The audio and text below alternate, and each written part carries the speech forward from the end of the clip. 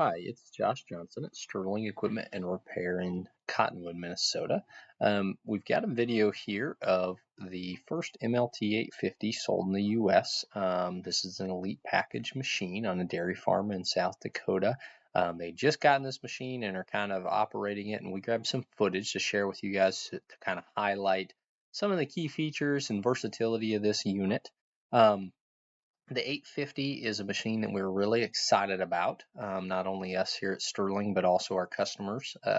It fits right in between the MLT 841, which is a very popular unit, with a power shift transmission and a 9,000 pound rated operating capacity. Then we have the 850 now, that is a CVT transmission and an 11,000 pound rated operating capacity. Both of these machines, the 841 and the 850, feature the 145 horsepower Yanmar engine. Then above the 850, we have the MLT 961 with a CVT transmission, a 13,000 pound capacity, and 160 horsepower Yanmar engine. The horsepower is not something that you as an operator will probably notice, but the transmission differences and then the size of the machine really are. We'll have an 841 in here in a minute, and you'll be able to see the footprint of those machines. They're actually quite similar versus the 961 is going to get a lot longer. You can see that 841 switching attachments in the back. Where the CVT and the power shift are going to differ is kind of how the machine responds when you're driving. The power shift transmission is like a lot of payloaders on the market, where when you put it in gear, it kind of wants to go. It's going to roll to a stop slowly. You might use the brake more when running the power shift transmission. You're going to be able to run it in automatic mode or in a manual gear mode. And the lower gears have a lot of torque. So if you're doing fine work, you might put her in a gear that's higher.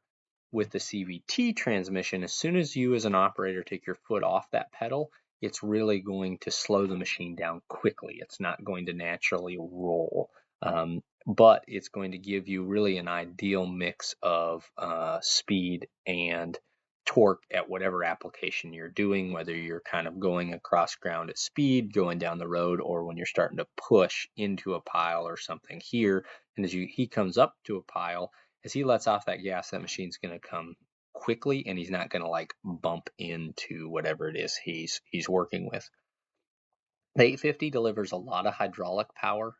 Here, he's handling a pretty loose material, but if he was handling a bed pack or something that was tighter, it would have no trouble with the hydraulic at the boom tip or the ability of that boom to push in.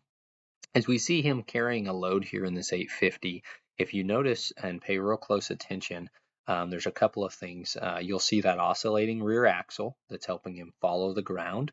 And then you'll see the boom kind of moving independently of the frame. Now, he doesn't have a lot of weight in the bucket, so you kind of have to pay attention, but you'll see where this bucket and boom kind of bounce a little bit independently of the rest of the frame right there.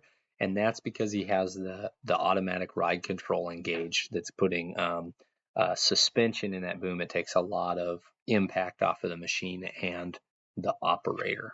As this machine makes the corner here, you can see how nimble this machine is when it comes to cornering in tight spaces. One of the things that really attracts the telehandler, or is attractive for the telehandler on operations, is that when you combine the telescopic boom with the all-wheel steer and other steering functions, crab steer, front wheel steer, Manny crab, which allows you to set a angle on the back axle and then use the fronts to steer off that, there's not very many spaces this telehandler can't go. This machine is 18 foot 3 inches long, but it has a 9 foot 8 inch wheelbase, and it makes it so that when you see him kind of crank those wheels, he can really get into a space quickly. So when you see like a loading operation, there isn't a 4-point turn going on. Operator can crank the wheel, spin around, and load. This is an elite package machine. If this was a platinum package unit, it would have the easy steer option on it, which would then take, if it's 4 turns from full left to 4 right, it would actually reduce for the operator down to 1 turn or 2 turns of the steering wheel from full left to full right.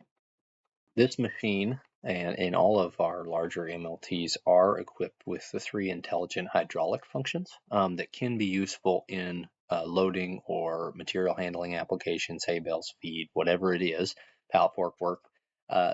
Those 3 functions are a quick lift function that automatically does the combines your lowering and retraction and your raising and extension with only one movement of the joystick. A bucket shaker function that would not be something like if you're trying to add a couple hundred extra pounds of feed, but rather like a full dump clean out where the machine will automatically shake the bucket for you more aggressively than you can as an operator. It's nice if you're handling like a sticky material. And then an automatic return to load that you can save a kind of a predetermined angle on the bucket to set to. You can see here this operation uses their grapple for their silage, haylage materials. If you wanted to use an easy rake or a silage defacer, this machine would be capable of running either. It's got a 24-foot maximum lift height and over 14-foot outreach. So any kind of hay or silage material up high, this machine's going to excel at. If you have more questions about the MLT 850 or any other Manitou MLT models, contact your local dealer or give us a call here at Sterling Equipment. We've got a video that we'll attach a link to for a more in-depth walk around. Contact us anytime with your questions. We know the value of your hard-earned dollar and we'll always treat you like family.